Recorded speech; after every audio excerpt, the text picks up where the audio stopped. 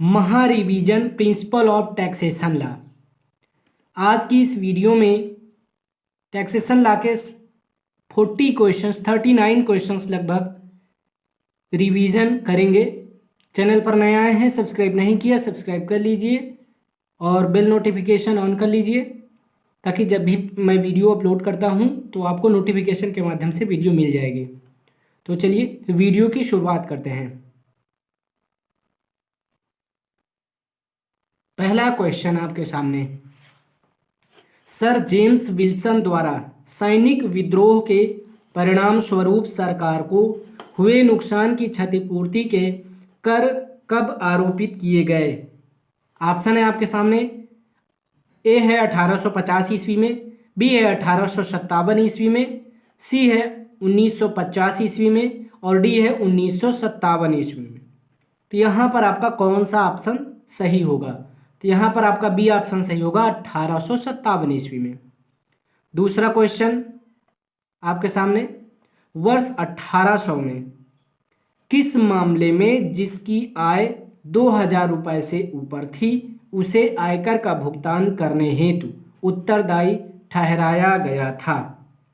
Option है आपके सामने, ए है वेतन और पेंशन से प्राप्त आय, बी है व्यवसाय और व्यापार से प्राप्त आय, सी है जमीन जायदाद से प्राप्त आय और डी है इनमें से कोई नहीं। तो यहां पर आपका डी ऑप्शन बिल्कुल सही होगा, इनमें से कोई नहीं। क्वेश्चन नंबर तीसरा, पहली बार आयकर अधिनियम आज़ादी के पूर्व कब बनाया गया? ऑप्शन है आपके सामने, ए है 1860 ईस्वी में, बी है 1866 ईस्वी में, सी है 1870 ईस्वी में, डी है 1877 ईस्वी में।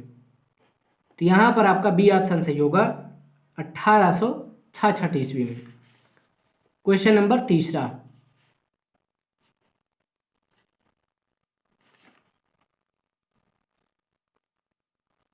क्वेश्चन नंबर चौथा, 1866 ईस्वी में बना आयकर अधिनियम देश में कब तक लागू रहा? तो ऑप्शन है आपके सामने, 1899 ईस्वी तक, बी है 1907 ईस्वी तक, सी है 1917 ईस्वी तक और डी है 1927 ईस्वी तक। तो यहाँ पर आपका कौन सा ऑप्शन सही होगा? तो यहाँ पर आपका सी ऑप्शन सही होगा, 1917 ईस्वी तक। क्वेश्चन नंबर पांचवा, 1818 में आया नया आयकर अधिनियम देश में कब तक प्रभावी रहा? तो यहाँ पर ऑप्शन है आपके सामने, 1922 ईस्वी तक, बी है 1928 ईस्वी तक, सी है 1934 ईस्वी तक और डी है 1939 ईस्वी तक। तो यहाँ पर आपका कौन सा ऑप्शन सही होगा? तो ए ऑप्शन आपका यहाँ पर सही होगा, 1922 ईस्वी तक। क्वेश्चन नंबर 6, 1956 ईस्वी में भारत सरकार ने 1922 ईस्वी में बने आयकर अधिनियम की जटिलताओं को सरल और स्पष्ट करने के लिए किसके पास भेजा?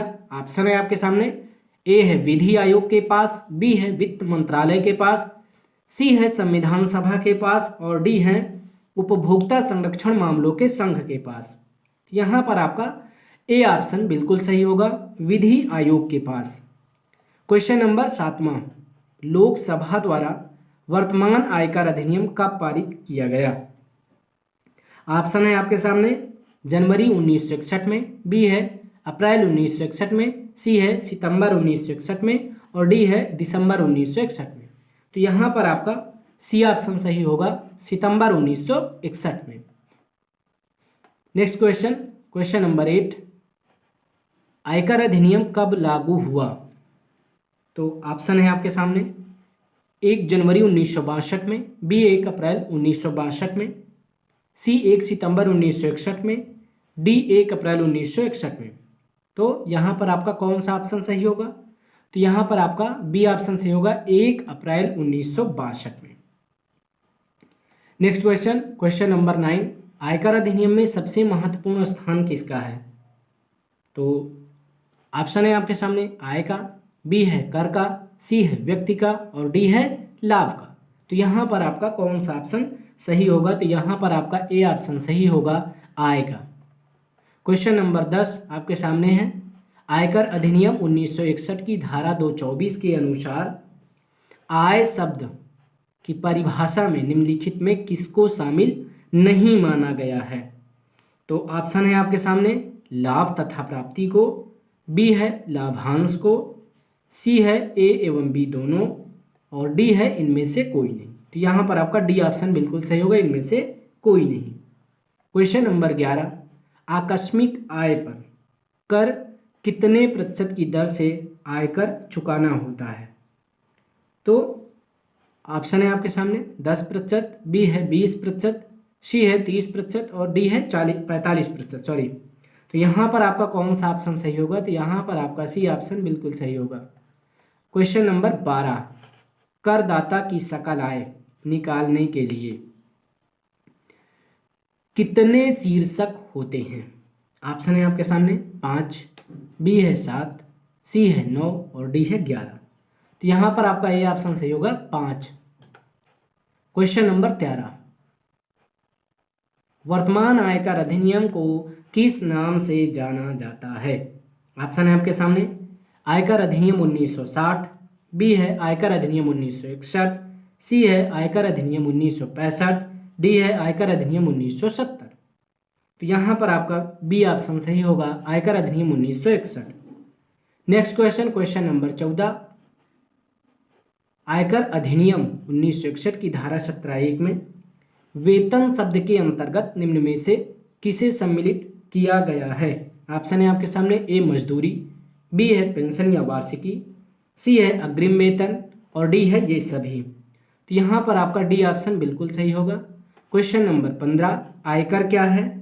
तो ऑप्शन है आपके सामने ए है प्रत्यक्ष कर, बी है अप्रत्यक्ष कर, सी है ए एवं बी दोनों और डी है इनमें से कोई नहीं। तो यहाँ पर आपका ए ऑप्शन बिल्कुल सही होगा, आयकर एक प्रत्यक्ष कर है। क्वेश्चन नंबर 16 नंबर क्वेश्चन कहता है प्रत्यक्ष कर वे कर हैं जो स्थायी तथा बार बार उत्पन्न होने वाले अवसरों पर लगते हैं, और अप्रत्यक्ष कर वे कर हैं जो कभी कभी उत्पन्न होने वाले अवसरों पर लगाए जाते हैं। ये परिभाषा किसकी है? तो ऑप्शन है आपके सामने ए है प्रो फिंडले, बी है प्रो मिल, सी है बेस्टवेल, डी है प्रो डिमार्को। तो यहाँ पर आपका कौन सा ऑप्शन सही होगा? तो यहाँ पर आपका सी ऑप्शन बिल्कुल सही होगा, बेस्टवेल। नेक्स्ट क्वेश्चन, क्वेश्चन नंबर 17, आयकर की गणना की जाती है? तो ऑप्शन है आपके सामने स्थायी संपत्ति पर, बी है पूंजी पर, सी है आय पर, डी है व्यापारिक लाभ पर। तो यहाँ पर आपका कौन सा ऑप्शन सही होगा? तो यहाँ पर आपका सी ऑप्शन सही होगा, आय पर। Next question, question number 18, pension किस शीर्षक के अंतर्गत कर योग्य होती है? ऑप्शन है आपके सामने पूंजी लाभ, बी है अन्य साधनों से आय, सी है वेतन और डी है इनमें से कोई नहीं। तो यहाँ पर आपका कौन सा ऑप्शन सही होगा? तो यहाँ पर आपका वेतन होगा। नेक्स्ट क्वेश्चन, क्वेश्चन नंबर 19, आयकर की दरों का निर्धारण कौन करता है? ऑप्शन है आपके सामने ए है आयकर अधिनियम 1961, बी है आयकर अधिनियम 1962, सी है वित्त अधिनियम और डी है राज्य विधान परिषद। तो यहाँ पर आपका कौन सा ऑप्शन सही होगा? तो सी ऑप्शन बिल्कुल सही होगा, वित्त अधिनियम। नेक्स्ट क्वेश्चन, क्वेश्चन नंबर 20, प्रत्येक वर्ष 1 अप्रैल से प्रारंभ होने वाली 12 महीने की अवधि को क्या कहा जाता है? तो यहाँ पर आपका ऑप्शन जो है कर निर्धारण वर्ष है, बी है गत वर्ष है, सी है लेखा वर्ष और डी है वित्तीय वर्ष। तो यहाँ पर आपका कौन सा ऑप्शन सही होगा? तो यहाँ पर आपका डी ऑप्शन बिल्कुल सही होगा, वित्तीय वर्ष। नेक्स्ट क्वेश्चन, क्वेश्चन नंबर 21, आयकर अधिनियम 1961 के अनुसार सीनियर सिटीजन किस आयु वाले व्यक्ति को माना जाता है? ऑप्शन है आपके सामने ए 60 वर्ष, बी 55 वर्ष, सी 80 वर्ष या इससे अधिक, डी इनमें से कोई नहीं। तो यहाँ पर आपका कौन सा ऑप्शन सही होगा? तो यहाँ पर आपका सी ऑप्शन बिल्कुल सही होगा, 80 वर्ष या इससे अधिक। क्वेश्चन नंबर 22, भारत में आयकर सर्वप्रथम निम्नलिखित में किसके द्वारा लगाया जाता है? ऑप्शन है आपके सामने ए है सर जेम्स विल्सन द्वारा, बी है लॉर्ड डलहौजी द्वारा, सी है सर लॉर्ड केनन द्वारा और डी है सर फिप्लस जैक्सन द्वारा। तो यहाँ पर आपका कौन सा ऑप्शन सही होगा? तो यहाँ पर आपका ए ऑप्शन बिल्कुल सही होगा, सर जेम्स विल्सन द्वारा। नेक्स्ट क्वेश्चन, क्वेश्चन नंबर 23, आयकर अधिनियम के अनुसार गत वर्ष हमेशा समाप्त होता है। तो यहाँ पर ऑप्शन आपको दिए गए हैं, ए है 31 दिसंबर को, बी है 31 मार्च को, सी है 30 अप्रैल को और डी है 30 अक्टूबर को। तो यहाँ पर आपका कौन सा ऑप्शन सही होगा? तो यहाँ पर आपका बी ऑप्शन सही होगा, 31 मार्च को। नेक्स्ट क्वेश्चन, क्वेश्चन नंबर 24, कर निर्धारण की अवधि होती है। ऑप्शन है आपके सामने, 1 जनवरी से 31 दिसंबर तक, बी है 1 अप्रैल से 31 दिसंबर तक, सी है 1 अप्रैल से 31 मार्च तक, डी है 1 मार्च से 30 अप्रैल तक। तो यहाँ पर आपका कौन सा ऑप्शन सही होगा? तो यहाँ पर आपका सी ऑप्शन सही होगा, 1 अप्रैल से 31 मार्च तक। नेक्स्ट क्वेश्चन, क्वेश्चन नंबर 25, वित्तीय वर्ष 2012 से 13 का कर निर्धारण वर्ष कौन सा होगा? तो यहाँ पर आपका ए ऑप्शन जो है 2013 से 14, बी है 2011 से 12, सी है 2012 से 13 और डी है 2010 से 11। तो यहाँ पर आपका ए ऑप्शन सी होगा, 2013 से 14। नेक्स्ट क्वेश्चन, क्वेश्चन नंबर 26, आयकर अधिनियम 1961 की किस धारा में गत वर्ष को परिभाषित किया गया है? ऑप्शन है आपके सामने, धारा 2, बी है धारा 3, सी है धारा 7 और डी है धारा 9। तो यहाँ पर आपका धारा 3 बिल्कुल सही होगा। नेक्स्ट क्वेश्चन, क्वेश्चन नंबर 27, कर निर्धारण वर्ष को निम्न में से किस वर्ष की संज्ञा दी जाती है? ऑप्शन है आपके सामने, गत वर्ष, बी है लेखा वर्ष, सी आयकर वर्ष, डी वित्तीय वर्ष। तो यहाँ पर आपका कौन सा ऑप्शन सही होगा? तो यहाँ पर आपका सी ऑप्शन सही होगा, आयकर वर्ष। नेक्स्ट क्वेश्चन, क्वेश्चन नंबर 28, आयकर अधिनियम 1961 की धारा 2(9) में निम्नलिखित में से किसे परिभाषित किया गया है? ऑप्शन है आपके सामने, निर्धारण वर्ष, बी गत वर्ष, सी लेखा वर्ष और डी है वित्तीय वर्ष। तो यहाँ पर आपका कौन सा ऑप्शन सही होगा? तो यहाँ पर आपका ए ऑप्शन बिल्कुल सही होगा, निर्धारण वर्ष। नेक्स्ट क्वेश्चन, क्वेश्चन नंबर 29, आयकर अधिनियम 1961 की धारा 231 निम्नलिखित में से किस शब्द को परिभाषित करती है? तो ऑप्शन है आपके सामने, ए लेखा वर्ष, बी व्यक्ति, सी आय और डी गत वर्ष। तो यहाँ पर आपका कौन सा ऑप्शन सही होगा? यहाँ पर आपका बी ऑप्शन बिल्कुल सही होगा। नेक्स्ट क्वेश्चन, क्वेश्चन नंबर 30, आयकर अधिनियम 1961 के अनुसार दिए गए विकल्पों में प्रत्यक्ष कर का गुण कौन सा होता है? ऑप्शन है आपके सामने, ए समानता, बी लोचकता, सी मितव्ययिता और डी हैं ये सभी। तो यहाँ पर आपका डी ऑप्शन बिल्कुल सही होगा, ये सभी। क्वेश्चन नंबर 31, आयकर अधिनियम 1961 की धारा 231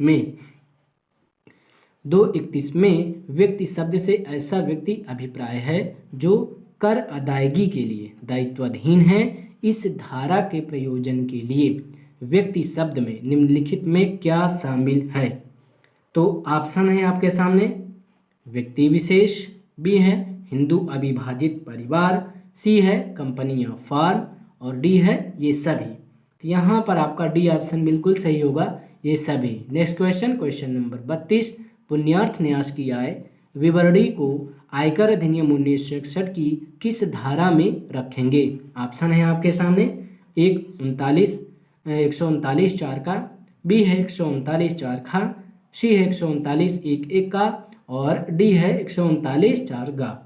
तो यहाँ पर आपका कौन सा ऑप्शन सही होगा? तो यहाँ पर आपका ए ऑप्शन सही होगा, 139(4) का। नेक्स्ट क्वेश्चन, क्वेश्चन नंबर 33, अनुलाभ शब्द को आयकर अधिनियम के किस धारा में परिभाषित किया गया है? ऑप्शन है आपके सामने, धारा 17(2), बी है धारा 16 का, सी है धारा 17(7) और डी है धारा 16(7). तो यहाँ पर आपका ए ऑप्शन बिल्कुल सही होगा, धारा 17(2).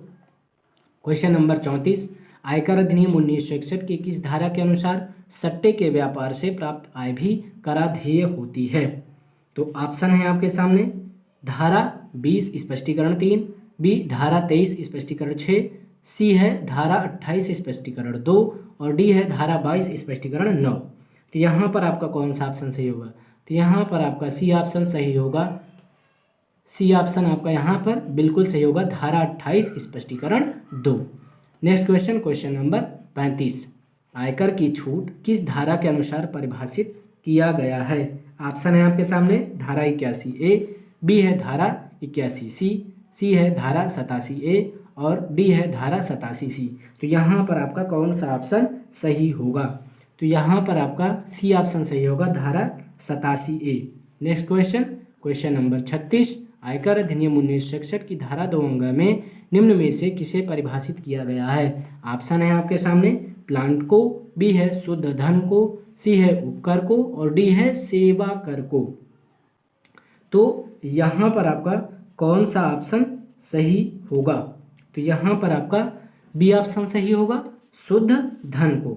नेक्स्ट क्वेश्चन, क्वेश्चन नंबर 37, आयकर अधिनियम 1961 की किस धारा के अनुसार कुछ ग्रेच्युटियों को कर मुक्त माना जाता है? ऑप्शन है आपके सामने धारा 22, बी है धारा 44, सी है धारा 55 और डी है धारा 10-10। तो यहाँ पर आपका डी ऑप्शन बिल्कुल सही होगा, धारा 10-10।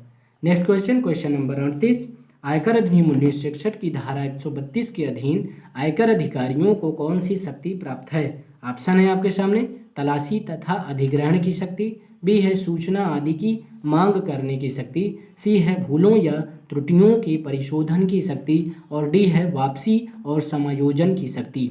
तो इनमें से कौन सा ऑप्शन सही होगा आपका? तो यहाँ पर आपका ये ऑप्शन सही होगा, तलाशी तथा अधिग्रहण की शक्ति।